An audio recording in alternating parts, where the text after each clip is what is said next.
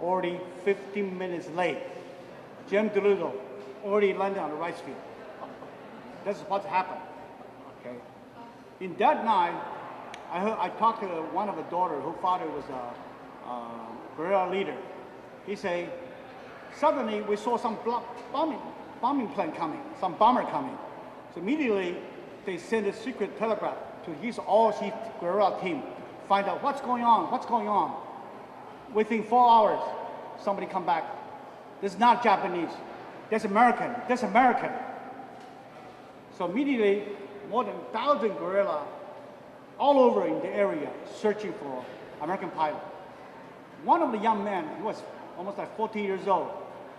He saw the airplane come down. He think it must be Japanese coming also. Then suddenly, he went to look at the person who parachutes, find out the back of parachute, the jacket has a sign like that. This young man, right here, Mr. Chu Chen.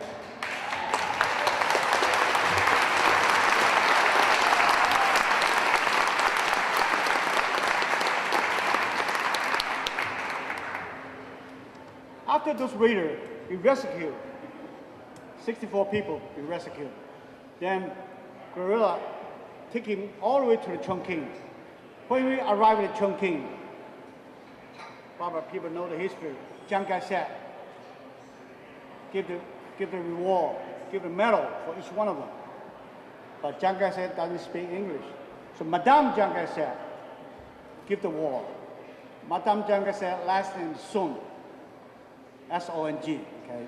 Madame Chiang Kai-shek provided medal, which is number 3 honors medal in China, called Yunhui medal. Each raider have those medals.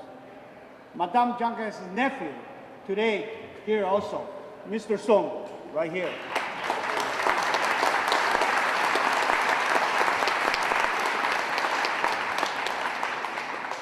We have another gentleman whose father was a translator, because when the reader, when the guerrilla save all the readers, they don't speak English. Suddenly, they remember, we know somebody speaks English. So he went to a village to find out one college student, Mr. Lu Tongsen.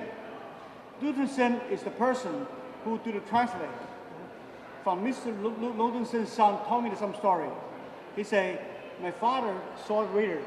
First question is asking, hey, where you came from? Who you take off from? All the reader answered, Shangri-La. Shangri-La actually is the eastern side and western side of China. They want to keep a secret. This morning, I confirmed with one writer. I say, did your first word you're asking Shangri-La or aircraft carrier? They say Shangri-La. So 1 week later, President Roosevelt in the White House talked to the press. The press asking, hey, where is the 16 bomber take off from? Roosevelt answered, Shangri-La. Okay. But 3 weeks later, Japanese catch a raider. The beating torch one of the raider. Finally, that raider get the information. All raider take off from aircraft carrier. Okay, this is a very sad story. Okay, here I like to say James Doolittle Ray, like James himself, he wrote in his book, say, Tokyo Ray compared with B-29 bombing Tokyo and auto bomb in 1945. This air raid is nothing. Only have a 60 building destroyed, 2,000 people be killed. But he doesn't know how important it's affecting for the history. In the History Channel, he say the air raid changed the war. Okay, I tell another important things. After Japanese be attacked by aircraft carrier, suddenly Japanese realize, hey, we never able to. Japanese government tell the people, Japan will never be invaded by any other country. But after Doolittle raid, Japan government surprised. immediately in 2 months withdraw 40 million troops from China. During the time, Japan have half million troops in Manchuria, 1.5 million troops in China, 2,500 troops in South Asia. Immediately, Japan withdraw 40 million troops from China. So release the pressure of Chiang Kai-shek. Take another 50,000 troops released from South Asia. So China able to survive. Can you imagine if China surrendered? Japanese can withdraw half million troops or 1 million troops to Okinawa, to Hiroshima, to Guadalcanal. Can you imagine what's going to be? Who's going to be winning? So therefore, I say Doolittle raid in history so important for the Chinese. Without Doolittle raid, probably we have to rewrite Chinese history. Ladies and gentlemen, I want Mr. Song come here and speak a few words, about this important.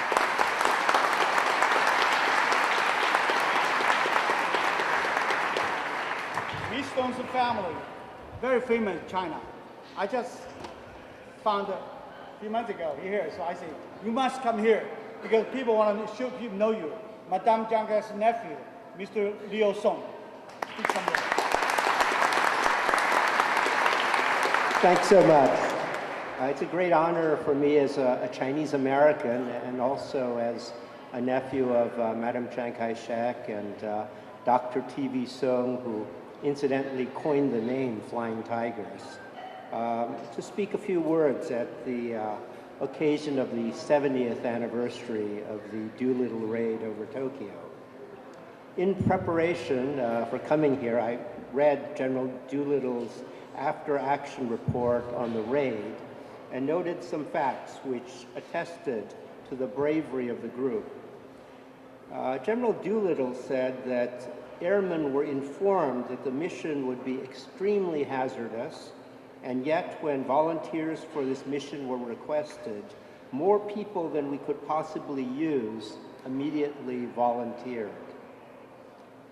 Now, as you know, the raid was one day premature, as Mr. Fu has told us, and the reason that they had to launch early was that they were discovered by Japanese picket boats. And so in order to try and maintain as much as possible the possibility of surprise, they took off even though they were quite far from Japan. And they knew from the start that it was so far away that it would be almost impossible to reach the Chinese coast before crashing. And so they were given instructions to, quote, proceed as far west as possible, land on the water, launch the rubber boat, and sail in. So very typical was bomber number AC-40-2261, piloted by Lieutenant Ted W. Lawson. It landed in the water off the coast of China, west of Shangzhou. All 4 officers in the crew were too badly injured to help themselves, and only the engineer gunner, a sergeant, David Thatcher, was left. So Doolittle wrote as follows: Sergeant Thatcher was only slightly injured, and it was due to his heroism that the lives of the other crew members were saved. Although badly cut on the head and knocked unconscious when the plane hit the sea and turned over, he nevertheless waded and swam out into the perilous sea to secure the medical kit from the crushed plane. He was the only crew member physically able to carry on. After it became obvious that any further wait would result in capture by Japanese forces only 3 miles away,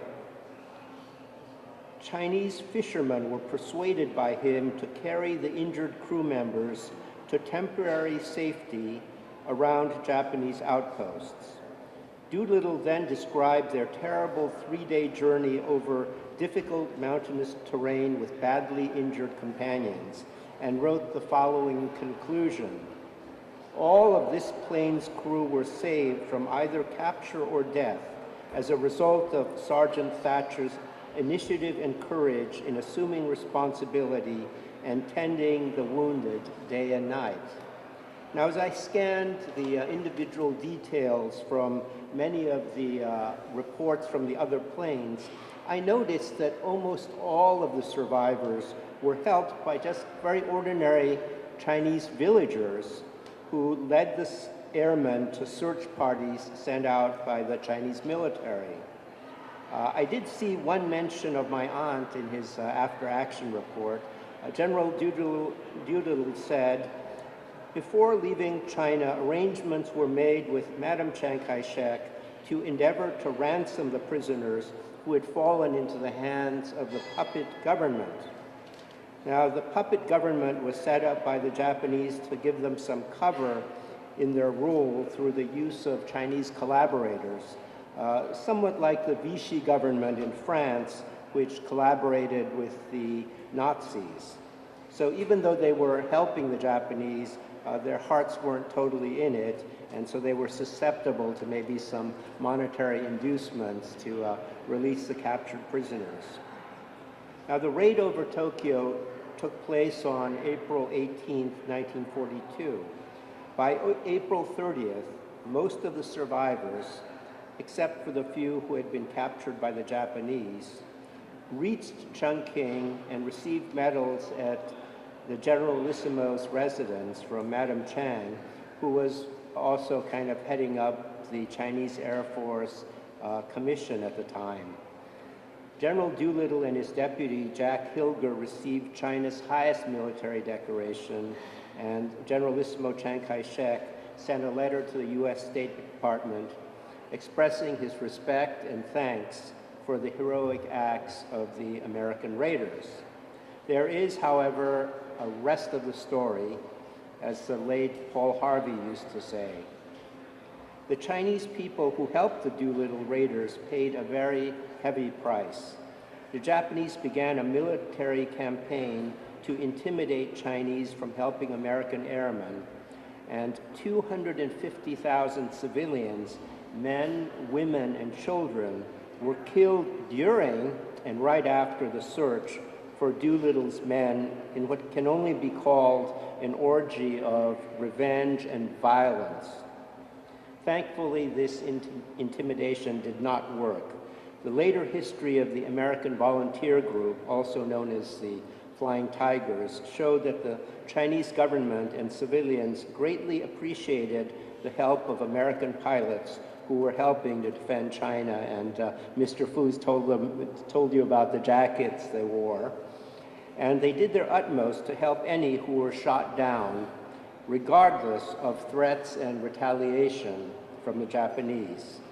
There was indeed a true partnership between America and China during the Second World War, and the heroism of U.S. volunteer pilots will never be forgotten. Thank you very much. Thank you very much. Anybody have questions?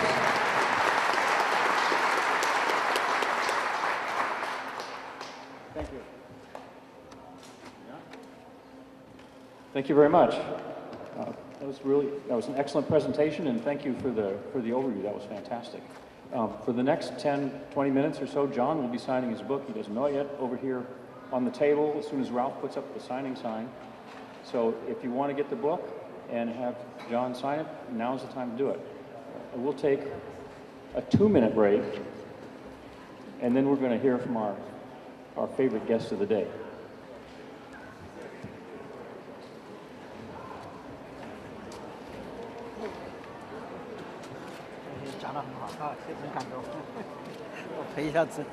Leo, Lenny Kuvion. I'm working with you.